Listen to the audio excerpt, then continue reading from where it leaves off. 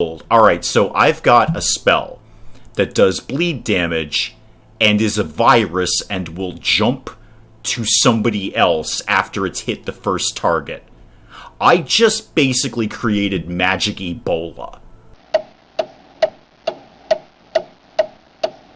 Good morning, everyone. Dave from the wee hours here today playing Forged of Blood. Tactical turn-based combat, spellcasting monsters, epic heroes, all the things that I look for in a game are allegedly in Forged of Blood. This has been kicking around my wish list for a while. I throw a lot of stuff on my wish list just to keep an eye on it and see how it goes.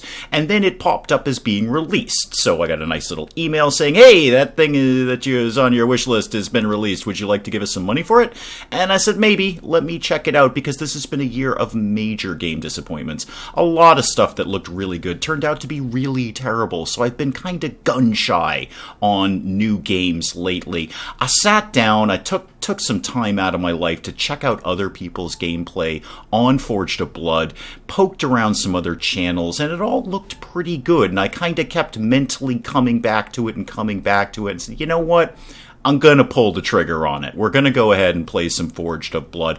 I put about 30-ish minutes into the tutorial of it, and I think we've definitely got a winner here. I was very, very hooked on it. Parts of it are super intuitive. Parts of it are very complicated, but enjoyable to sift through the complicated process of it. So I wanted to show it off to you guys. Long story short, let's play some Forged of Blood. I'm going to go through the tutorial area again, because first of all, I didn't complete it, and I'd like to show it off to you guys, and then we'll just see where the game takes us. We'll see if we want to keep playing some Forged of Blood. So let's fire this off. Outnumbered and taken by surprise, defenders fell by the dozens, as the human swarm only grew in number. Amidst the chaos of the siege, a king stands with the last of his men. Sword in hand, the king uttered one final command to his aide. Quintus, see to my boys, and led his men in one final sally. So welcome to the world of Atirus. Humanity has risen up. Yeah, we're not humans in this. It's not made 100% clear in the little cutscene that I edited over as to whom we are, but we're kind of elfy, except we've got gills. So, I don't know, like aquatic elves, that kind of thing. But we were ruling this land, and then the silly humans rose up and had a violent revolution and kicked us all out. Think like the last czars of Russia. We're the escaping royal family is where we're at right now. We're two boys. Our dad is protecting us, fighting everyone off, and he's just trying to make sure that we get out alive, our little aquatic-y elves, as fast as we humanly can. Or as elfy as we humanly can, I guess.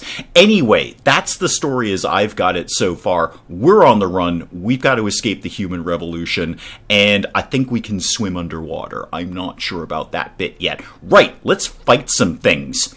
So I skipped through some of the basic tutorial commands there, just moving around the screen and whatnot. I don't pretend to understand this game fully, because we all know ain't nobody tuning into the wee hours for competent gameplay. I basically do tiny bits of the tutorial and then jump in feet first and see what happens. So please don't expect competent or expert gameplay out of Forged of Blood, but I'm going to try to have fun while I do it. So this is us, obviously, and this is the order in which we're going to fight things. So the blue guys are not us. Those will be the humans we're trying to kill. Let's start with something simple. Let's just move forward. Now, King's High Mage, actually, you should probably be at the back, because you're a spellcaster. What could you cast? Eladian's Chill deals hit point and initiative damage. Very good. And Eladian's Blast, area of effect, hit point damage. Right. So we can suck something out of someone or throw fire on them. Excellent. I like the sound of that. Why don't you actually hang out at the back? Because that seems a very sensible place for a spellcaster to be. Now, we do have eyes on a couple of our enemies. They're down here in blue. So what happens if I say do Eladian's Blast on you. This is going to be an area of effect. So I'm going to want to try to catch both of these guys in this spell. So if I target this tile, you cast the spell, and both of you are set fire to, and one of you dies. Love it. You are now my favorite character so far. Right, I think I'm going to leave you up there. I could move you. I still have a half move left. I could move you somewhere, but if they're going to basically charge towards us from this direction, which P.S. they are because I've done this part of the tutorial before, then this is probably the best spot you can be in. So I'm going to end your turn. Every character on the battlefield has a set number of turn actions that can be used on their individual turn. Green action can be used to move a very short distance, activate quick action abilities. Blue moves can be used to, well, we're kind of familiar with this from other turn-based tactical, the blue move and then the full move. This is pretty intuitive. We can move halfway, or we can move and then do something, or move all the way and do nothing at all. Yellow standard actions can be used to attack, use targeted abilities, cast spells, etc., etc. And now we've got our archer up, but I don't know. Do you have line of sight on him? Apparently you do. It's a terrible shot. It's only a 57% chance, and that's going to cause, some damage. 30% crit damage, and that crit multiplier will do 2.5. So if we landed the crit, that'd be great, but I don't think we're going to hit at all. I'm going to take the shot anyway, because what else would I really do? You're an archer, so I don't really want to move you forward. Just like the spellcaster, you're going to be better off at the back there. Okay, good. Got the hit in. Excellent. Are you clinging to life? Yeah, you have 8 out of 350 hit points. You are clinging to life, exhausted rebel battler. So, Archer, you stay up there, and now they're going to get a turn depending on initiative, and we're back to us. Okay, super. So, my blue move, I could get down here with Juvar, apparently. Or I could take a yellow move to get all the way down and then kind of do nothing at all. What's your little special ability here? Armsman's Opener. Increases hit point damage and accuracy at a cost to armor class. That's a lot of extra damage, though. That's plus 500 damage. I will be more than happy to take an armor class hit for that. I won't be able to use it this turn, but I'm going to start charging some guys down here to basically form a front line. This is my idea. So I've got you, you're armed with what again, please? A longsword of fire with an enchantment of accuracy damage plus 45. Nice, very nice. You are an executioner, and you are a slugger. You all sound like frontline-y kind of guys. So I'm going to end this guy's turn down here. Cool, right on. And then they're going to charge in. Okay. I don't see any archers on their side, or indeed spellcasters for that matter. You took a defensive stance. I don't actually know what that means. I mean, I can form a good opinion of what defensive stance means, but I don't actually know what the implications of that are. I'm probably just going to hit you with a sword anyway. Right. Now, King's Executioner, you have what? A Dreamstone Great Axe. Neat. And that gets a penetration bonus. Well, that's got to be a good thing. Unfortunately, I can't get far enough down there to actually hit anyone with anything. But you know what I'm going to do? I'm going to stand here because I believe, and this is taken from watching other people's gameplay, that Great Axe has actually got a bit of a range on it. Yeah, range 3 to 4. I'm pretty sure next turn I can stand on this tile and hit this guy. I'm pretty sure that's how great axes work. I could be 100% wrong about this. There are people who are probably already completely expert in Forged of Blood who have beaten the entire game in 24 hours since this has been out, and already know everything, who are laughing at me, but this is how we rock and roll here in the wee hours. Right, you have a hammer. You should also get on the front line here. Go down here, it's just a one-handed hammer, and you are out of stuff to do. So, alright, I've got my front line up. I'm feeling pretty good about that. Let's end that and see what these guys do. I'm really going to rely more, I think, a little bit on my spellcaster up here. Oh, magic in Atreus is derived from from a special stone called Marguerite. I have no idea how to pronounce that. I've been mentally pronouncing it since I've been playing this game. I'm going to go with Marguerite. Marguerite, that sounds good. That sounds like a stone, which works by pushing and pulling energy. Okay, so this is part of the magic system, which is really hyped up in Forged of Blood, a very intricate magic system. Any equipped Magorite will be at neutral charge. Okay. Casting a Drain spell will put it at a negative charge, which will require an Expel spell to be cast before another Drain spell can be used. It took me a while to figure out what this means, but basically it's a push-pull. So I have a Drain spell and an Expel spell. I would have to cast a Drain to cast an Expel, and I can't cast another Expel until I cast a Drain. So you kind of have to charge it up and then use it, charge it up and then use it, as I understand it. The effect will be placed on highlighted tiles. Yeah, we're pretty familiar with that game. It can be advantageous to swap your weapons depending on the tactical situation. Indeed it might. Indeed it might. We'll have a think about that game. More importantly, back to my spellcasters. So we cast the Blast spell the last time, which means I can't cast that now, because I haven't kind of pulled the magic in to be able to expel it out. This is my understanding of spellcasting, is it's a push-pull. You got to do one so you can do the other. If I'm wrong about that, please correct me in the comments, but this is my understanding, and it's been working for me so far, so I think I'm onto something. So all I can do now is my Drain, Eladian's Chill, but that's still dealing damage and initiative damage. I could probably, you know what, it's probably best just to take out the guy who's already injured.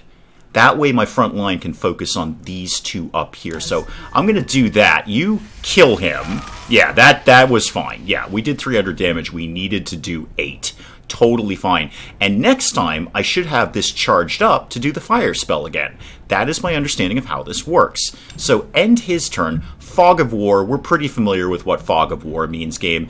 Visibility is shared by all members. Good. So we've got kind of a XCOM-y squad sight thing. What one person can see, they can all see, which is good. And line of sight is in a straight line. Yes, that's generally what line of sight means. I'm probably glossing over vitally important information that I'll really need to know later, but I honestly just want to kill things with a bow.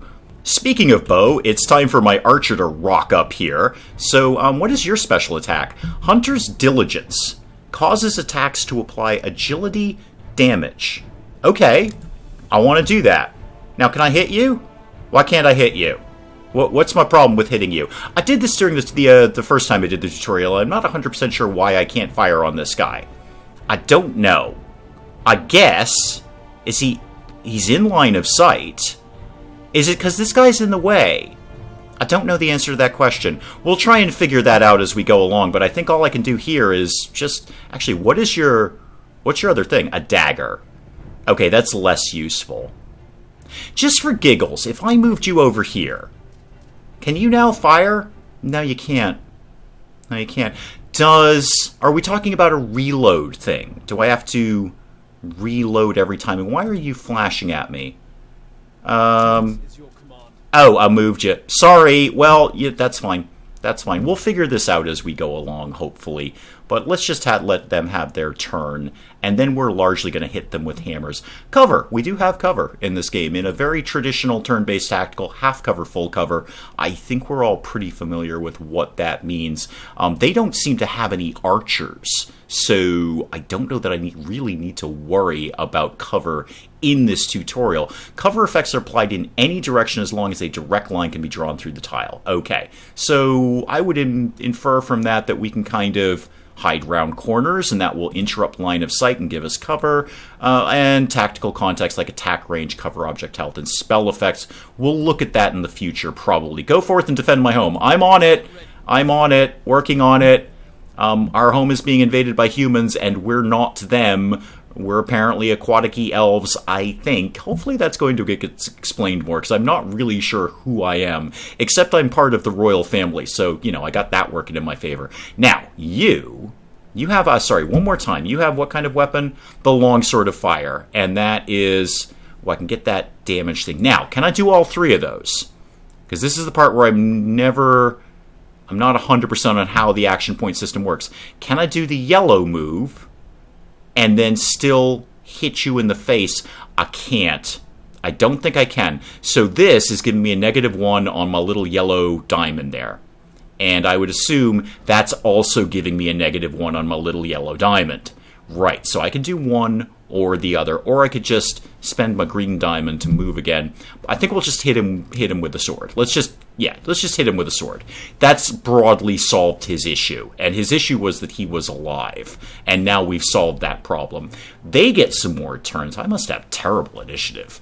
And they're just going to keep charging in. Okay, he takes a shot and misses. That's fine. I'm going to take a shot and hopefully not miss. Now, your special abilities. Increases penetration and accuracy, or increases accuracy and quick actions at a cost to hit point damage. No, we're going to want to be doing damage here. So I'm going to spend my green movement point to fire that off, and then hit you in the face. I would like to hit you in the face. Why can I not hit you in the face? I'm not sure. Do I have to be over here? I was pretty sure. No, okay. Apparently I can't hit diagonally. That's a little weird. Okay, just hit him in the face. Oh, yeah, he didn't like that one bit. Oh, wow, he was wicked sad about that. He's just not having a good day there. You cannot get very far at all. You're kind of in a silly position. Can I put you here to do... you know what? Line up over anywhere. Actually, go anywhere.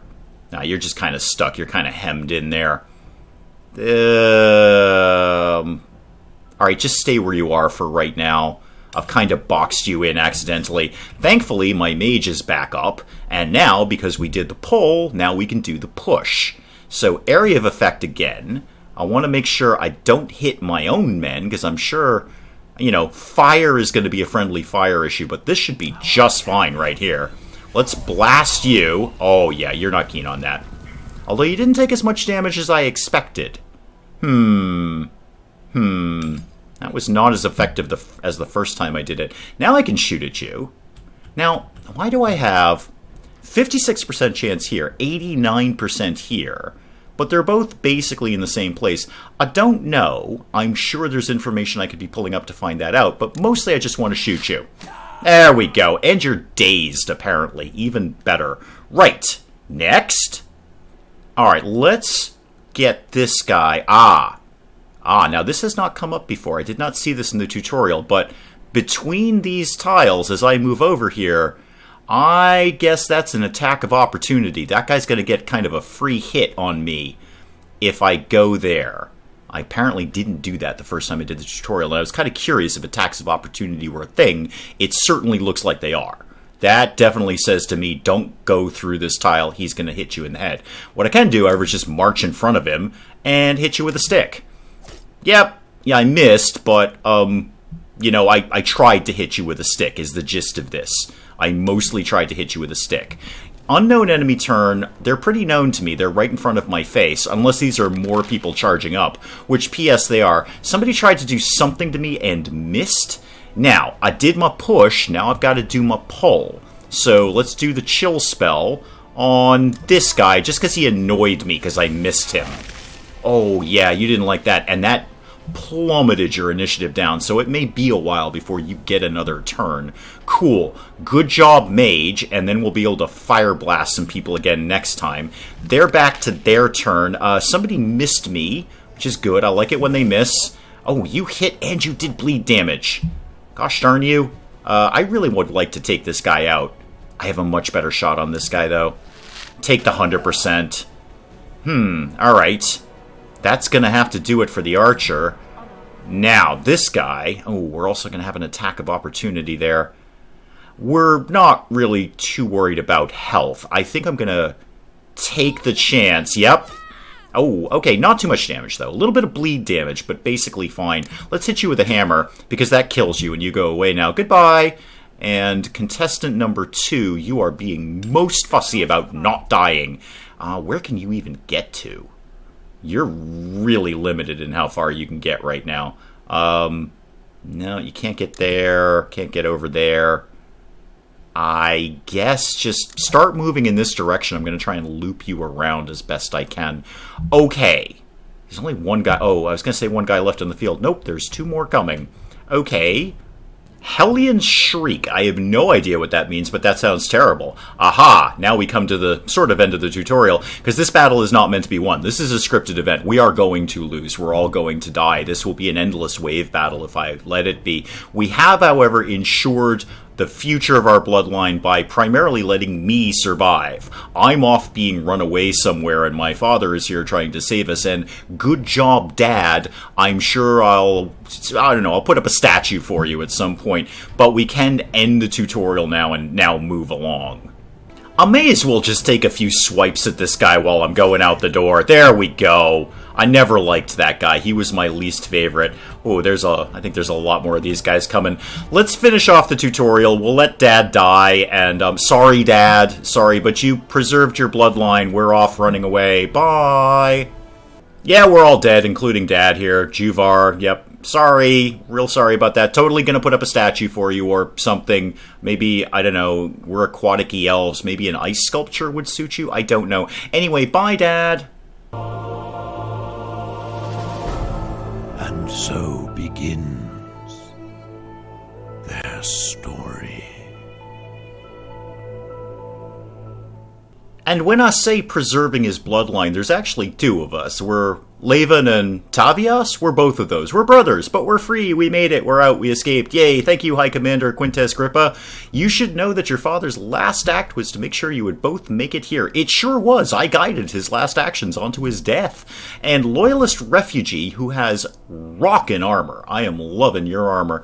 The King's Stand was a testament to the man he was. You have our condolences and our eternal gratitude. Take these provisions. Thank you. Free stuff. And be on your way. And you're going to kind of confuse the people trying to catch us. Fair enough. Arcus Harless, Commander Quintes, allow me to accompany you and the young princes. The king spared me from his fate, and you're going to be really, really nice about that. Okay, and take a moment to rest and look over the map. It's a very big map. Now, I don't know how much of this I'm going to get to own in the future, but I hope the answer is a lot. Position of the sun in the body and body of water to the south, the tunnels must have led us under the river and into Volcariat. From here, I say we make for Genevon Castle. Okay, where's that? That old ruin. All right, well, all right, apparently I'm a snotty prince. Right on, fair enough. I'm a bit of an aquatic elf brat. Yes, that's all the way over here, though. That's really, really far away. It's my ancestral home, and the only place in which your safety can be guaranteed will rally those loyal. Okay, it's really long way away, and I'm a bit of a brat, so I'm probably a little lazy. How indeed do you propose we get there? Probably walking is going to be the answer. Ah, indeed, with one foot in front of the other. We'll need supplies. There should be a small Red Guard supply nearby. And there it is. Okay, cool. Take point, young monarchs being expendable and all. Well, there are two of us. We've got a backup. We've got a spare. We've got the heir and the spare, as they say. King is dead, castle has fallen, and we're off to the castle, which is apparently our ancestral home. Strategic map, you'll guide and command characters across the world of Atiras, surviving heirs, their mentor, and a loyal guardsman. So we basically got nobody. We have no army. We've got nothing. We have no equipment. On your journey to find a safe refuge, you will encounter many opportunities and take on quests. Quest markers will dot the landscape, and the choice to engage them will be yours. Okay, so a little non-linear, that's good. You'll be able to traverse the map by left-clicking on any of the quest markers. Alright, well, let's just do Tutorial Ninja's quest of going to this supply drop here. Yes, we're going to need help to supply ourselves. Off we go. Let's just go do Tutorial Ninja's quest, and time is ticking by there. So 3 days, 2 days, 1 day. I could make this go a little bit faster, but hey, we're already there in Volcariat. Excellent. This cache looks intact. You should be more than enough to see us to Genevon. Right.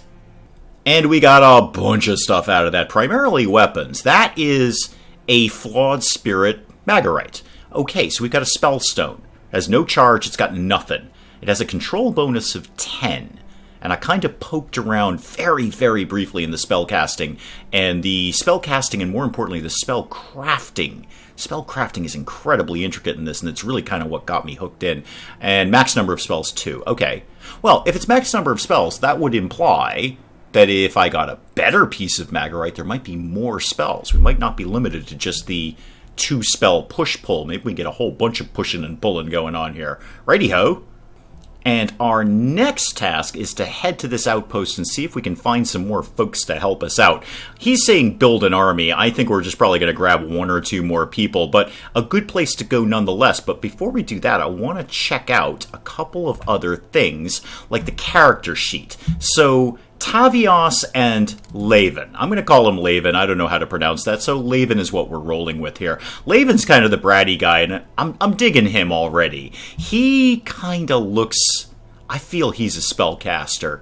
I feel he's the mage of the two. I mean, his brother Tavios, you got, knight-errant warlord written all over you. You're coming armed with plate mail and a sword and a shield. Levion's got spellcaster written all over him. I'm kind of drawing a little affinity to this guy. What do you have? You have a bow. Okay, cool. Green, I'm going to assume, where we've got gray things and green things, I'm going to assume green things are better than gray things. So we may not even want to swap you out. What could we... Yeah, so the rosewood longbow that we just picked up, that is terrible compared to the bow we already have. Now, I don't know if we're hitting up vendors or anything like that. I don't know how deep this rabbit hole goes, but I'll save these. Maybe we can sell them to somebody down the road if we're not going to use them ourselves, because I'm pretty confident you've got gray items. You've got gray items as well, but is this steel dagger better or worse than the steel dagger? It's exactly the same. Okay, so there's no real reason to swap these out. Although, you might want to have a sword. A sword might be a little better than a dagger. Why don't you have that instead? You've got a shield. Do you need a secondary weapon right now? Because I've kind of got eyes on this Spirit Magarite for, well, me, Laven. And we haven't leveled up, so there's no points we can put into our very, very traditional stats. Strength, dexterity, endurance, agility. Nobody's going to be surprised by any of those things here, and nor do they need to be. There's no reason to reinvent the wheel in an RPG setting. Those are very traditional stats that everyone is familiar with, and we all know how they're going to work. So no reason to mix things up if we don't have to. Initiative and mobility. Now, how does your initiative compare to, say, your brother? The same. Okay, Quintus Grippa has a... I'm going to assume, and I believe that I am correct, that higher numbers are better. We want higher numbers. Higher numbers is better than lower numbers. So you are slightly quicker on the draw than the twins here. I don't actually know that they're twins, but they are now. And Arcus, you're kind of down with the rest of us. So I would infer that in a fight, Quintus gets to move first, and then the rest of us are kind of right in line behind him. Excellent, good. But no leveling up, so no bonus points that we can put into. We can clearly see 0 points available to put into any of our stats right now. That's fine. The real thing that I kind of wanted to look at was this, the Magarite, the spell crafting and spell casting. So I am going to give that to you as your secondary weapon. That's my goal. And there's a ton more stuff down here that we're going to need to go through at some point. Castle inventory. The market. Okay, so we are going to have a vendor of sort. We haven't even reached this yet. This is all grayed out. Some things are not grayed out, like weapon ability tree. There's whole tech trees for every single kind of weapon, and I can shape these characters any way I want. I can set them to auto level, but we're totally not going to do that if I can help it, because I want to fine-tune these guys. But every single weapon has got its own little tech tree attached to it. I could really, really fine-tune these characters to have them be exactly what I want. But I want to focus most of all on spellcrafting right now. I want to take a quick look at that. So, Magarite control is the primary stat that goes into controlling and wielding power. So we're going to want our spellcasters to have a high Magarite control. That makes sense. Every character will have a specific drain and expel control stat that will determine the complexity of spells the character can cast. So really want to get that high control stat locked into spellcasters. Certain bloodlines have a natural affinity. I'll bet it's me. I'm just going to go ahead and say, I bet it's me. Harvested Magarite come attuned to one of 3 primordial types, Thermal, Spirit, and Arcane. Well, we picked up a Spirit in that last one that we just got, that little supply drop there. So the higher the tier, the more spells can be written into the stone. Right, so I was right, you can write more than 2 in there. Craft your own spells. Here we go. Select a character that has an attuned Magarite equipped. etc., etc. We already got him targeted. Each stone will have a specific number of drain and expel slots. I believe we have 2. We can do 2 spells. Left-click on a slot to proceed. Now here's where it really gets complicated. With a spell slot selected, that was tricky to say, you can select an effect to alter. So left-clicking on an effect slot will give you the option to add or replace with one of 8 base effects, and you can have up to 5. So you can start fine-tuning spells a lot. Once that's in place, you get an effect modifier to it, and you can start modifying and shaping the spell, and you can do that for all 5 of the things. So all 5 effects you've just added, you can modify those even further, and then you get the global modifiers that will allow you to shape the spell as a whole. Okay, spellcrafting, not playing around in this game. And no surprise, as we're messing around with spellcrafting, which we're totally going to be doing, some things will stack with other things, some things will detract from other things, and some things will just unlock other things. So we're going to want to do a lot of experimentation with spellcrafting. But we do have to keep an eye on the control cost, because we could end up in a situation where the character holding it doesn't have the control to use the spell. So we want to keep that at a minimum if at all possible. Then we can do fun things like name it and then hopefully go out and kill people with it. That's kind of what I'm going for here. Alright, let's try to just do something simple. Now, they've given me sort of a pre-made spell and done all the things in place for it. I don't want to do that. I want to just mess around with this for a sec. So, it's got its base, random attribute damage. Fantastic. Let's see what we've got here. Attract. That's damage reduction. Nebulous decreases hit chance during attacks. Okay. Now, I'm thinking this is going to be targeted at an enemy. This is going to be some kind of damage spell that I can target at an enemy. Sight causes characters to turn invisible.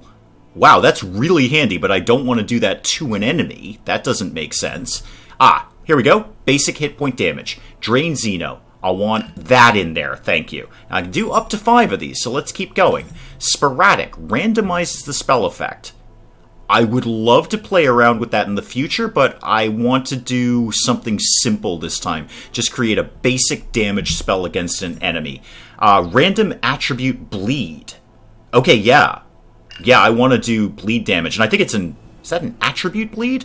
So one of their stats is going to lose points? Or is it actual bleed damage? I don't know. Let's find out. And what else we got? Reality, random attribute damage, and increases the caster's attributes equivalent to the damage done. So we're basically sucking points out of them. Oh, I like that. Yeah, let's have me one of them. Okay, cool. My drain control is catastrophic at this point. I've added way too many things at this point. All right, can we mess with that? Can I knock that down a little bit? Well, I can shave off the staggered out of it. That gets me to 45 out of 42. What happens if I just take this out? What happens then? I just want to know. That knocks it way down. Okay. So the number of things that I'm adding into here is what's really jacking up those points. Okay. So although you can add 5, we're in no way equipped to do that. We don't have that kind of control on board right now. So let's get this back down. What do I do want the hit point damage. I'm going to take out the base damage. I don't really want that, to be honest with you. I'm stuck with that. Okay.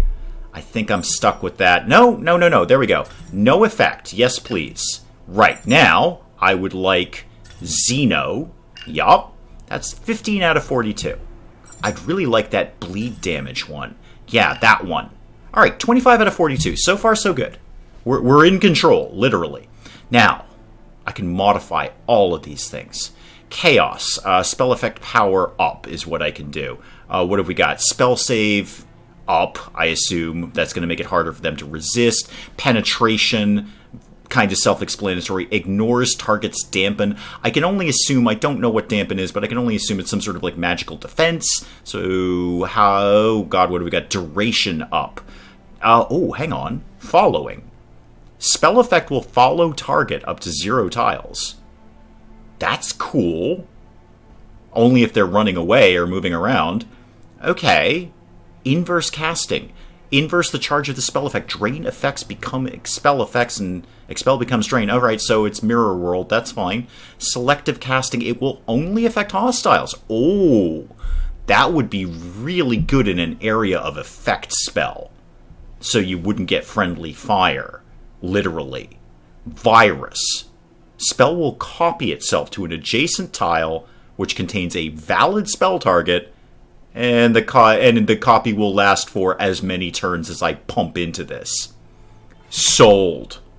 Sold. Alright, so I've got a spell that does bleed damage and is a virus and will jump to somebody else after it's hit the first target. I just basically created Magic Ebola. Cool. Awesome. What else can I do to it? Doesn't start for... Okay, so it's a delayed effect. Nice. Spell's power will be added to an existing spell effect of the same type. Oh, situationally useful. And penetration up. Now, where am I at with my control? I'd like to actually get virus up more. And it will last for 6 turns at this next point. And that is me maxed out. Alright, I am maxed out on control. Okay, I am going to rename this because I'm never going to remember what that's called or what it does with that name. Now I'll remember it. Magic Ebola. That's what we just made. Now, what does it actually end up doing? Cast range of 20. Fine.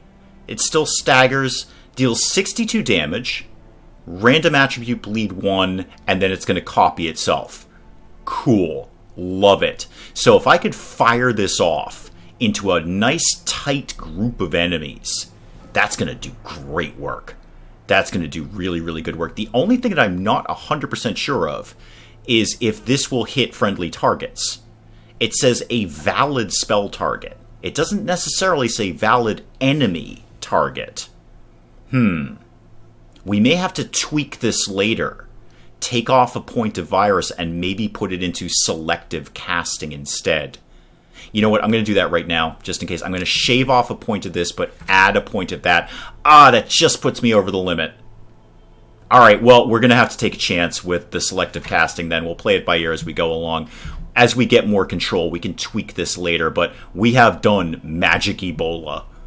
And with that, that's probably an awesome place to leave it on Forged of Blood for today. Do please let me know in the comments what you think of this. I'm kind of digging this, and I'd like to play some more of it. I'd like to see how deep this rabbit hole goes, especially with all these things that we haven't even looked at yet. Castle inventory, market, command. I feel there's sort of a campaign behind this, a little bit of world building. But do please let me know in the comments what you think of this. And your reaction may be, nah, not interested, go on to something else. And that's a perfectly acceptable reaction. I can keep playing this on my own time, but I would like to see how deep this game goes. It's just kind of weirdly hooking me, especially that spellcrafting. That is a system I don't recall seeing in a game prior to this where you can really fine-tune exactly the spell you want to create. But do please let me know what you think of Forged of Blood, and if you want to see some more of it. And if you enjoyed the video, do please leave a like down below. It does cheer me up no end when people do that. And if you're new to the channel, maybe just checking it out for the first time, feel free to hit that subscribe button. See more of this ridiculous nonsense. Until then, I'm Dave. Thank you, as always, for joining me in the wee hours, and we'll see you next time. Wow. You could have hepatitis or golfer's elbow. I feel we should be able to narrow it down a little better. I mean, I'm not saying I'm a doctor, but I'm saying I might be able to know the difference between golfer's elbow or hepatitis. First thing I'd ask is, do you play golf? Where are you going?